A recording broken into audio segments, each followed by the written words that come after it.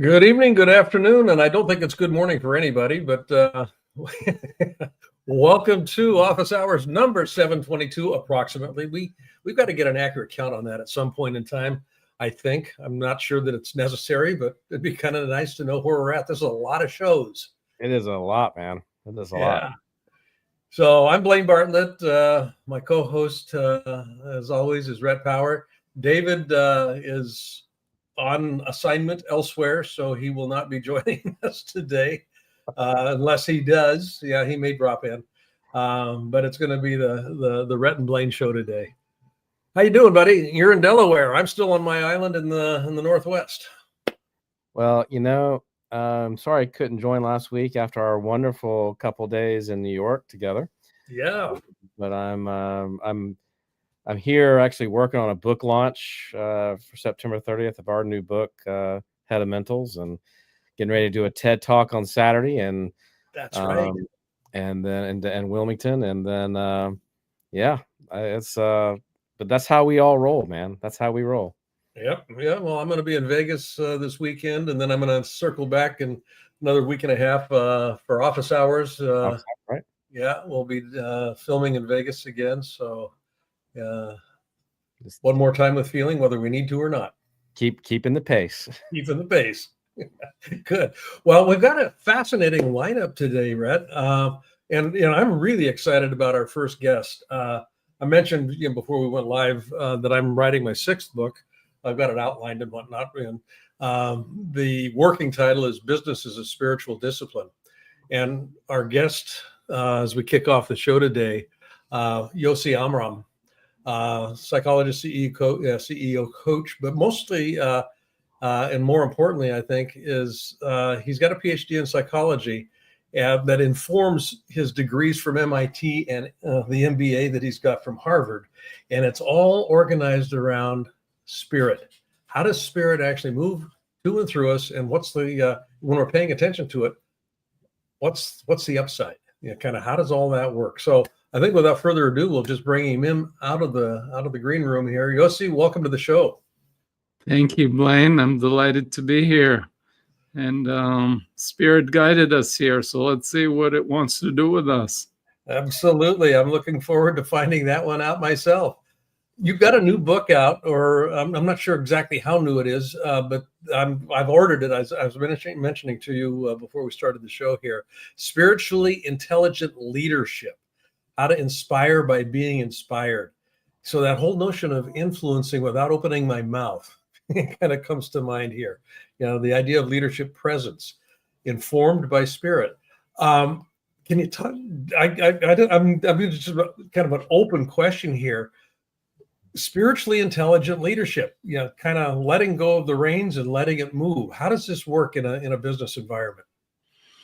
Well, first we have to understand what are leaders and what are managers. One of my Harvard Business School first cases many years ago when I did my MBA and I was young and foolish was managers and leaders. Are they the same or different? So clearly managers are important in organizations. They manage resources. We have limited resources. We have to make decisions.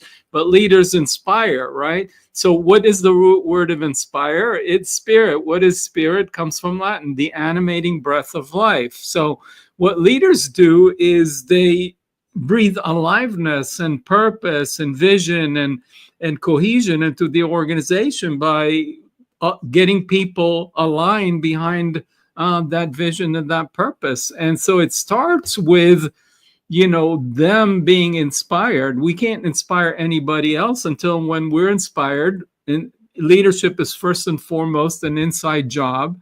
And so when we're connected to our spirit, then our life force energy expresses its highest potential, its deepest and highest potential. And that's basically what I'm calling spiritual intelligence.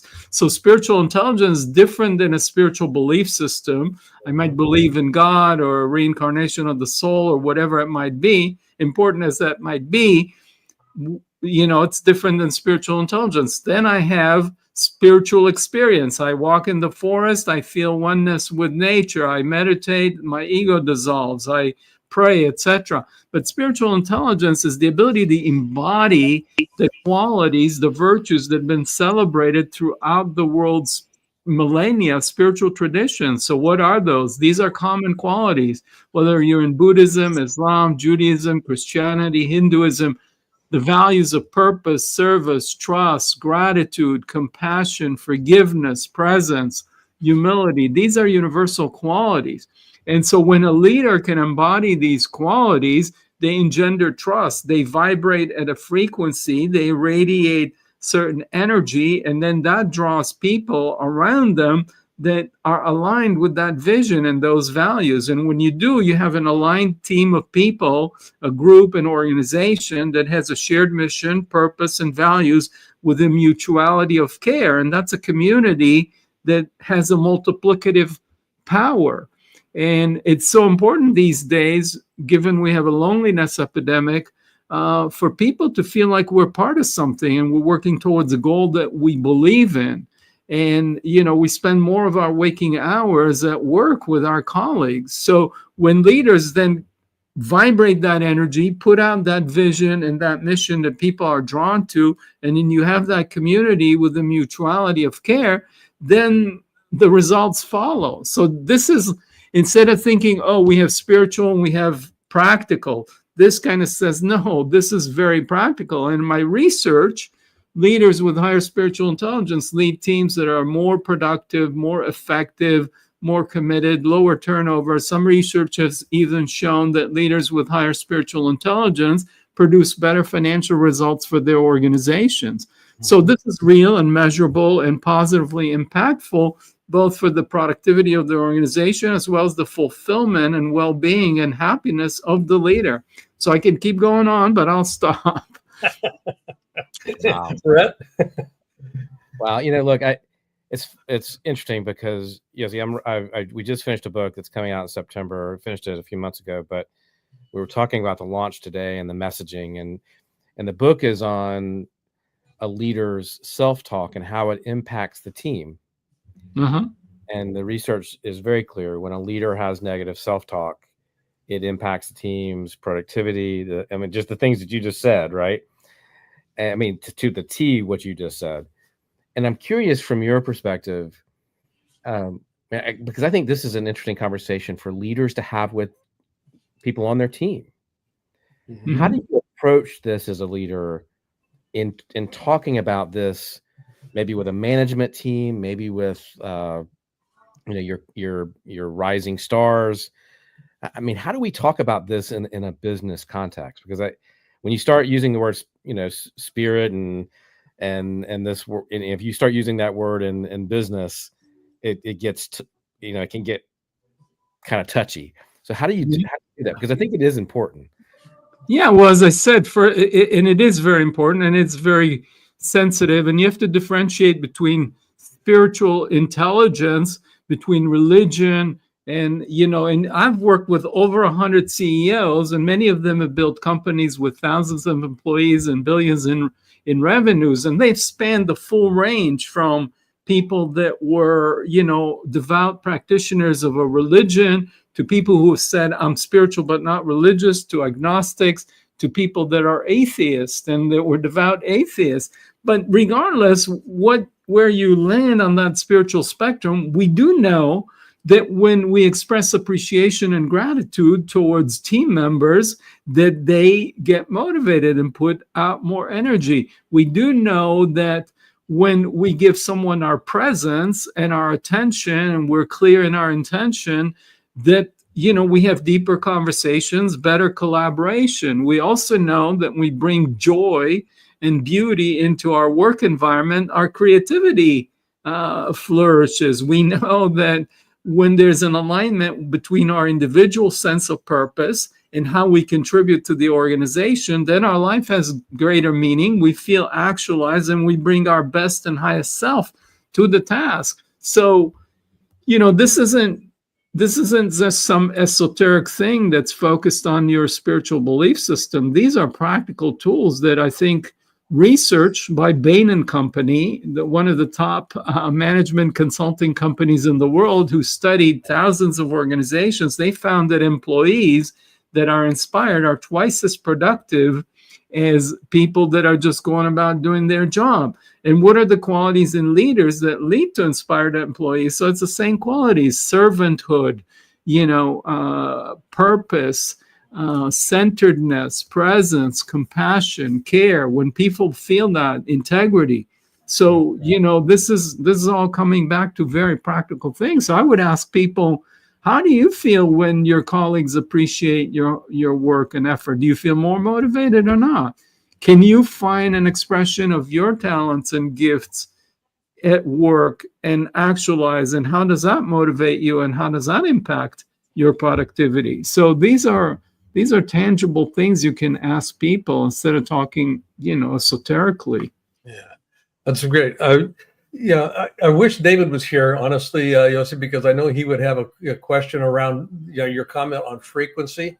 He and I both kind of, I'll use the word here very intentionally, resonate with that conversation. Because everything is energy, and if I am paying attention, I like the word spiritual intelligence here, to the frequency that I'm actually occupying, if I could use that word here just geographically. I start paying attention to what is it that I'm attracting, and what's going on here. The idea of spirit moving. Leaders cause movement. Leaders cause movement through energy. So they don't have to. Leader doesn't have to open their mouth because people start running everywhere as soon as they show up. They're causing movement just by their presence. The idea, and I'm not sure that I've got a question embedded here as much as I've got just an observation. The idea of using a spiritual, moving towards a spiritual intelligence, which I'm going to contrast to emotional intelligence, and it's certainly different than IQ. That tremendous, three-legged stool here. I've got an intelligent person that is emotional intelligence, but they're also paying attention to the spiritual quality, the energetic quality that is, moving to and through everything and anything. In your work and in your research, is there a way that you've identified those three actually, if I think of them as a Venn diagram, coming together, and what's at that sweet spot where those three intersect? Well, that's a great point. There is a Venn diagram and they all contribute. So if I were to talk a little nerdy, I'm just joking around. You're one of those. In my doctoral research, I did control for emotional intelligence and personality and spiritual intelligence. So emotional intelligence explained 41% of the variance in the leadership effectiveness of the leaders. Spiritual intelligence explained 46% of the variance. So that means it was slightly bigger. Both are important on their own, but together they were 67% of the variance of leadership effectiveness. So that says that they are multiplicative and synergistic, but they do have a small to moderate correlation, which actually makes sense. When you think about what is emotional intelligence, is the awareness and regulation and the ability to draw on emotional resources. So you need to be aware of your emotions to be emotionally intelligent. What do you need to do to be spiritually intelligent? You need to have self-knowledge, to know yourself in your depth, in your essence, which is spirit, or your divine spark of life. So both of them involve self-knowledge. Emotional intelligence is more surface at the emotional level. Spiritual intelligence is deeper is at the depth of who and what you are in your essence. And the other aspect where there is some overlap is in emotional intelligence, you have emotional regulation they talk about. So that means when I'm angry, I'm aware of my anger, but I don't start cursing and yelling and screaming and throwing shoes and plates and broken things. I can manage my anger. Now, in spiritual intelligence, I have something deeper, which is inner peace and equanimity. So it also shows up as self-regulation, but it goes deeper. It's like if you have an ocean, you were at the ocean earlier today, right? So, at the top, there might be waves and a lot of storms, but if you go at the depth and you anchor yourself at the bottom of the ocean, it's more smooth. There's powerful, slow waves. So there's aliveness, but it has that peaceful quality. So with spiritual intelligence, you're rooted and grounded at the depth. Yeah, you might feel anger from time to time at the top, but not only are you self-regulating, so you're not acting it out, but you also have that inner equanimity and peace. So I'm just trying to explain how the two relate and overlap. Beautiful. Now, in general, there is this notion of G, which is general intelligence. So there is some correlation among all these forms of intelligence. And, there are other forms like, musical intelligence or what have you. But we're each endowed with different things, and nature or life gave us each a unique set of talents, gifts, and superpowers, which is we want to bring those into expression, and thank God, thank nature that we're each of us are unique expressions of life. That's beautiful. We're going to have you back on some other shows, both Rhett and I and David. We've got different shows that we're always looking for fascinating guests. And Yosi, I love this conversation. Folks, the book is called Spiritually Intelligent Leadership: How to Inspire by Being Inspired. And you can find out more both at yosiamram.net, but there was also spiritual. What was the other one that we had up on the Sharon? Spiritual Intelligence. Right. .com, right? Yeah. There we go. .org. Awakeningintelligence.org. Yosi, thank you so much for being a fascinating guest. Appreciate it. Thank you, Rhett. 100% have to have you back. I love that. Yeah, absolutely. Okay. Thank you. Take care. Wow. Wow. Yeah. Talk about fire hose. Woo. Man. No, but Yeah. just smart. ahead. It's a smart conversation. Right. And it makes sense. And we don't talk about that at all. Yep. And it's I like the ability that he's actually projecting here of taking it out of a religiosity context, which is polarizing. Yeah. Right. Dangerous ground, right? Yeah. And we don't need we got enough polarization going on in the world today. So let's look for unification. Which, speaking of that, I want to bring our next guest up, Eugenie Addison. And Eugenie, are you actually coming in from Santiago, Chile today? No, I'm actually in Tulsa. Okay. All right. Hey, there you go. Good.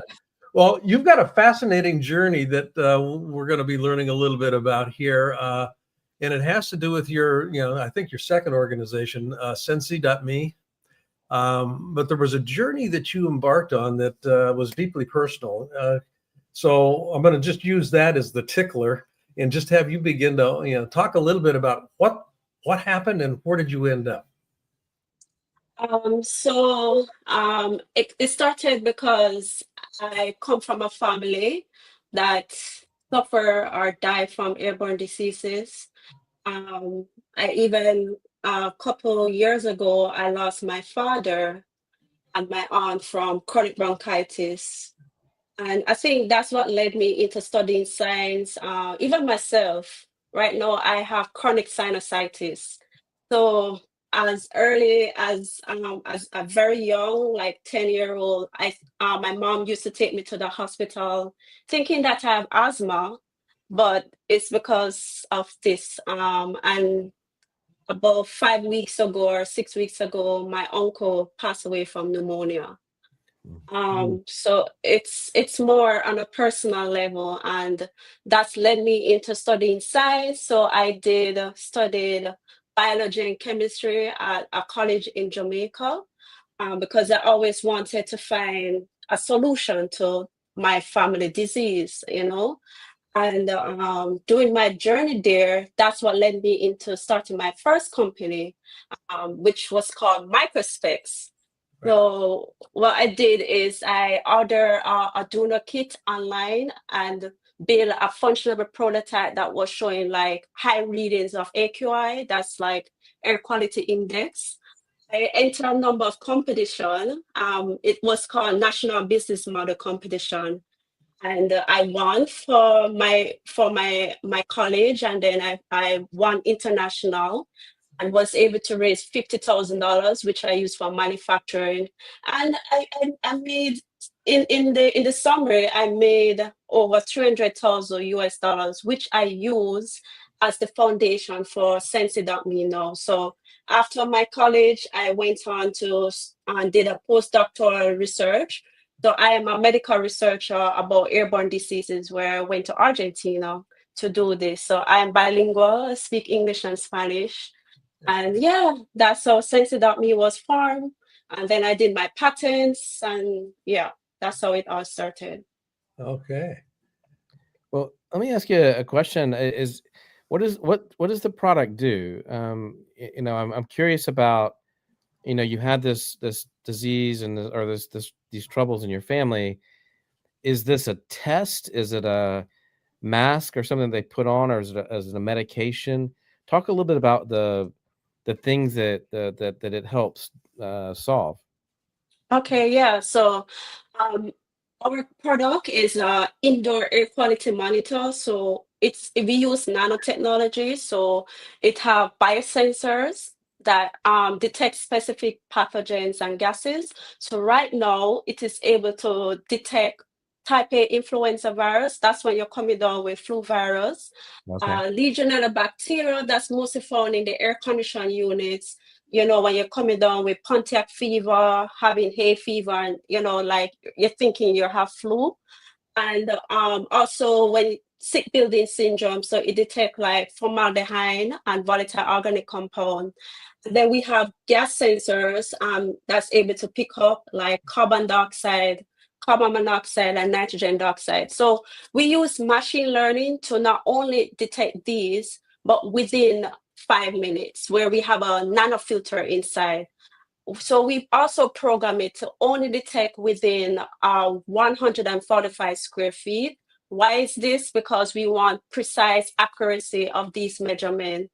As we further do more development, we're able to detect more pathogens, and maybe at a larger room space. Can it kill the pathogens yet, or is that No. It okay? just like show you the reading of the specific pathogen, and then the filter within it like remove it. So you can see everything on it. Like the person can see that the readings, and then you see it remove in 5 minutes.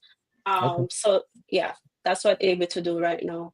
So, and then the primary market, as I understand it, is frontline healthcare workers, first responders. You know, is this a portable device? So, if I was a first responder, as an example, moving into a toxic environment, it can give me an idea of just what kind of toxins I'm actually going to be exposed to. Okay, yeah. So to be honest, when I started, I thought that my primary customer would be hospital, right? Yeah. But the sales cycle, I realized that the hospital is like 2 years, 3 years to close a deal. So, so my primary customer right now are hotels. So Oh, it's mostly hotels based on the sales cycle. We're able to close like within 3 weeks to a month, maximum 3 months, and offices and like schools. So we have a school way in Dubai that we work with. They order like 2,000 units, and they have like K1 to K5 students. So that's where our main customers are, and also a hospital. Yeah. Yeah, because wow. those little rascals bring home all kinds of stuff. Yeah, we got little 6-year-old petri dishes running around. Right. Yeah. Eugenie, fascinating. I love how you've been able to actually target this, and actually the 5 minute turnaround on readout is phenomenal. That's that really enhances the usability and utility of your product. Yeah, great. How Thank big you. is it, Eugenie? How big is it? It's not big at all. It's like very tiny. It's like not even big like a phone. I don't know why I didn't take it to show you, but it's like very small, a Okay. small air quality monitor. And persons prefer that.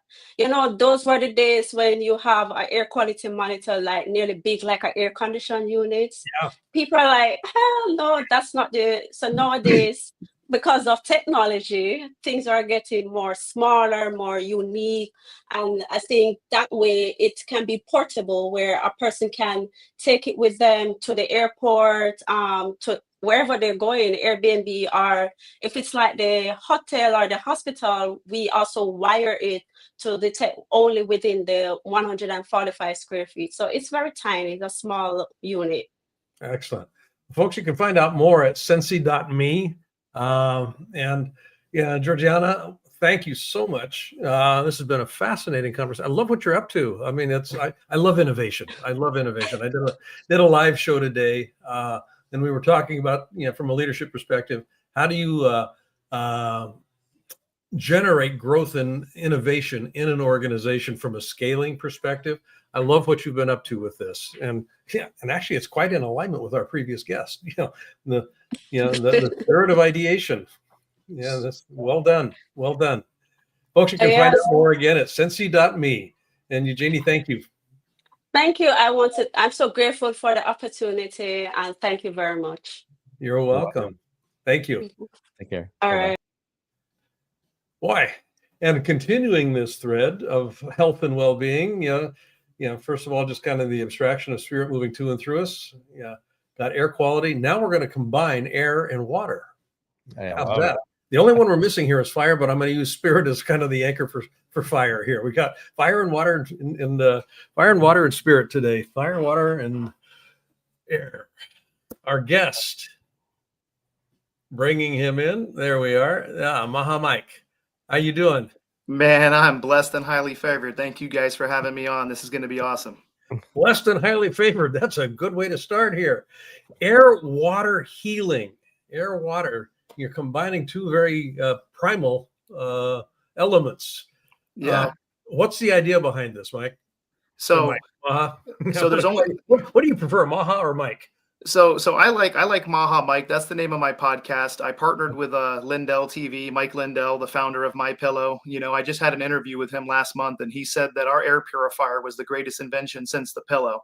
And I just took down the notes from your last guest because I think her and I we're gonna make $1 billion company together.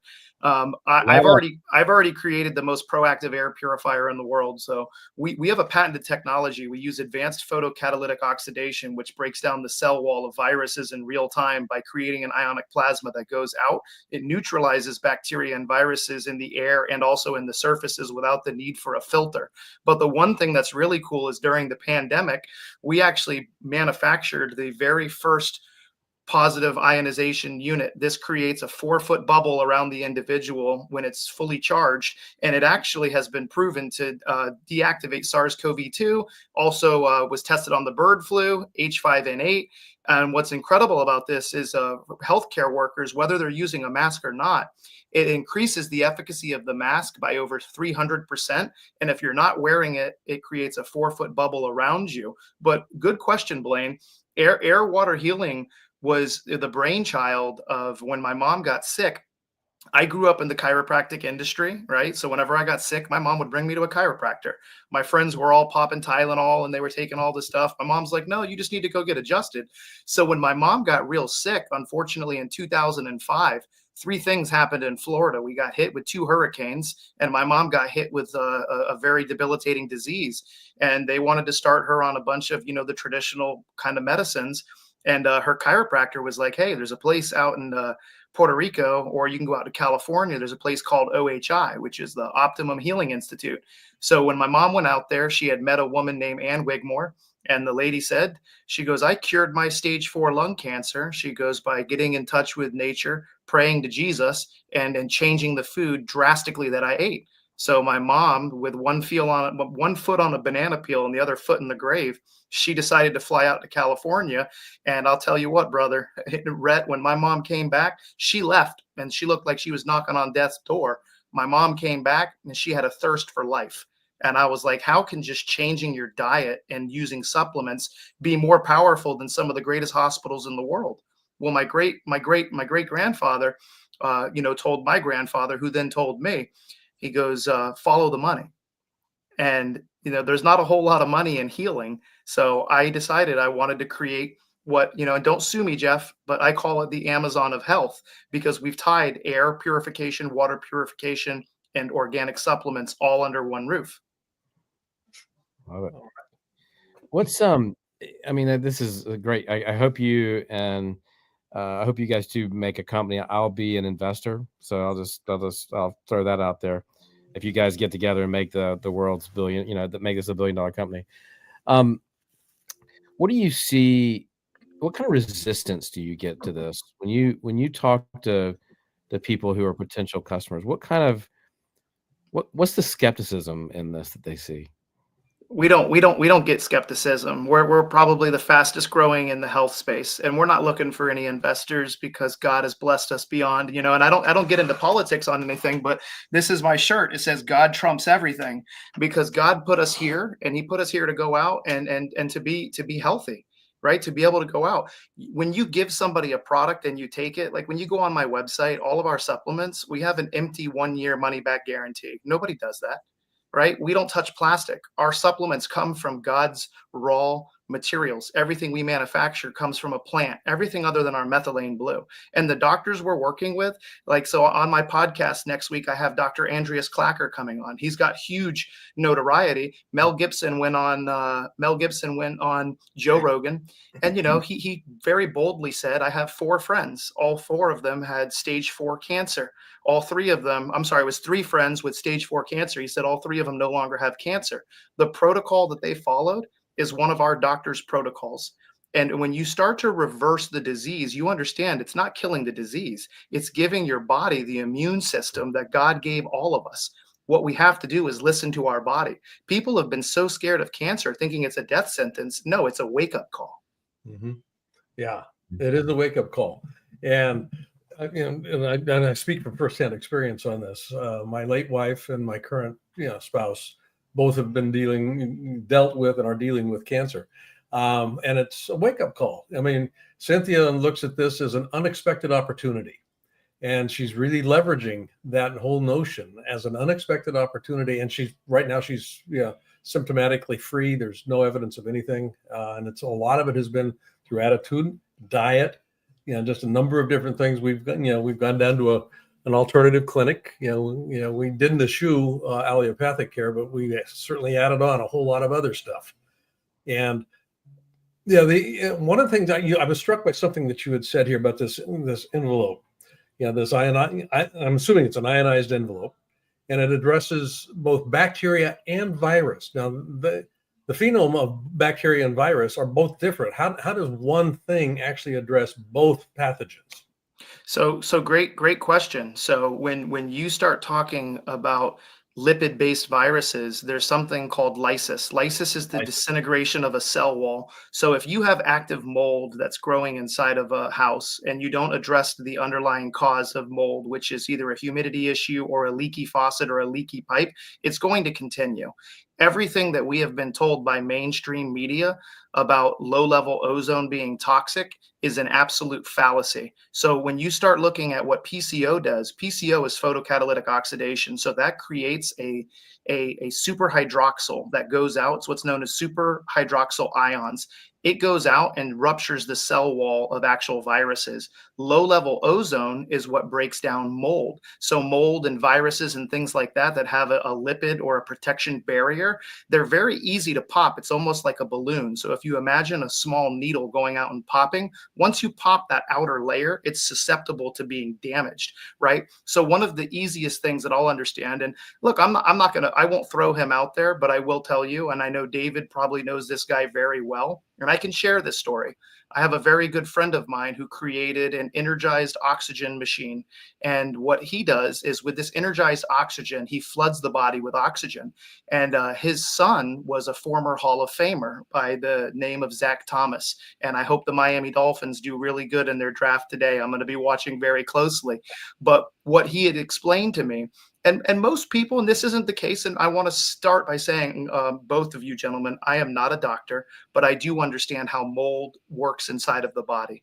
When plants breathe in carbon dioxide, which they love, they release oxygen, right? Plants don't like oxygen. That's why they release it. But what do we as human beings, what do we depend on? Oxygen. So what happens is when the big C word comes into the body, or plant or fungus or mold, and most of the alternative doctors that you'll talk to, guys, they will agree that most of the big C word that you hear is either a fungal, it's candida or a parasite. And what they love is the depletion of oxygen. So we now start to understand with our air purification system, when you start flooding the house with oxygen, you can detox the house. You can also detox the body. So our whole goal at airwaterhealing.com is to create cutting edge products that are not only detoxing the house, which is where your body lives, but it's also detoxing the body, which is where your soul lives. So it's when you consider we spend most of our lives indoors, I got goosebumps when I was watching your guest before me, because she's got something that can sense it. We automatically kill it. We don't care what it is. And I was talking with our scientist the other day, Alan Johnston. His background is Raytheon missile defense. He ran 225 engineers in Washington, D.C. And he said to me, he goes, Michael, it doesn't matter if a virus mutates, if COVID decides to have a baby with Ebola, photocatalytic oxidation will destroy it, because what we're doing is we're intercepting the cell wall. I love puppies too, and our machines are great for dogs. They're great for cats. So I love the question, and I understand exactly where your brain is going, right? You get it. Because what's happening is once you start to detox everything inside of the home, you can truly be healthy. And, during this entire movement, I had so many people were like, oh, what do you love about RFK? And I said, what I really love is that this is not a politician's movement. Make America Healthy Again starts at home. It's mom and dads watching what you bring into the home. I guarantee you, Blaine, I've never met you before, but I guarantee you your current wife is now reading labels. Everything we have been for a long time. Yeah.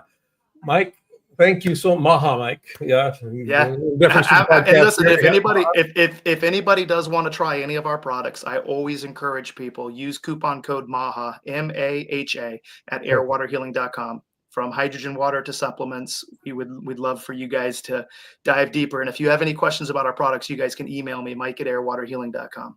I'll be in Miami next week. I'd love to check you out. Check it out. Yeah, absolutely, brother. We're right in Boynton Beach, Florida. Got a great wellness center there. Love to come by. Yeah. Awesome, guys. Enjoy. God bless. Thanks, buddy. Great having you on the show. Bye. Whoa, boy, talk about a lineup. Man, oh man. Is that going to be the first $1 billion business created on office hours? On office hours. Hey, I don't know. We'll just kind of keep stoking that fire here. I'd love to see that happen. No kidding. Yeah, the spirit. This is the takeaway. I mean, for me, the three. I mean, we got spirit. We got fire, water, and air here. Spirit moving through us is fire, water, and it's all about health, optimal health. And I just love the theme of this show today. Yeah, that's kind of paying attention to those three. How does the spirit move through me? What's the water and the air that I'm consuming? Yeah. But we don't do it enough, and I think it's always good to have people like that on the show to remind us and remind the people watching and listening to that those things are so important to how we show up. It's just like getting enough sleep. It's eating right. It's our environment. Like, down at the beach today on the water, I was just thinking to myself, this actually recharges my soul. The clean air, the what, like we all need that. We need to pay attention to it. Yeah. You've actually kind of inspired me here. I was going to take the dogs for a walk, and you heard them saying it's time. But I think I'm going to take them down onto the beach today. Yeah. So because I'm looking at the ocean right now, so it's crazy not to just take one more step and get on the beach. But being intentional about, these people just remind us, right, that we talked today, that you just have to be intentional about that stuff. Yeah. And it's important. Yeah, we spend too much time indoors. Let's get outside and get our toes dirty. There you go. Okay, my friend. Hey, good luck with the TED Talk. Thank you. That's going to be awesome. I can't wait to kind of watch it and listen to it. It's going to be great. Thank you. You bet. I'll see you next week. See you next week. Okay. Thanks, folks. Folks have been watching Office Hours, and David was not here, but that's okay because we covered, I think, quite aptly for him. You can get more about David and from David tomorrow on the Friday show. And join David at 6 a.m. Pacific time, 9 a.m. Eastern for his free training. And I'm Blaine Bartlett, my cohort and partner in crime, Rhett Power, has moved off the stage here, but he's got a new book coming out. I want you to, when we get ready to start, putting that in place here, I think you're going to find it's going to be a fascinating read. And until next week, thank you for watching Office Hours. This is the Soul of Business version on Thursday afternoons, and we'll see you next week. Take care.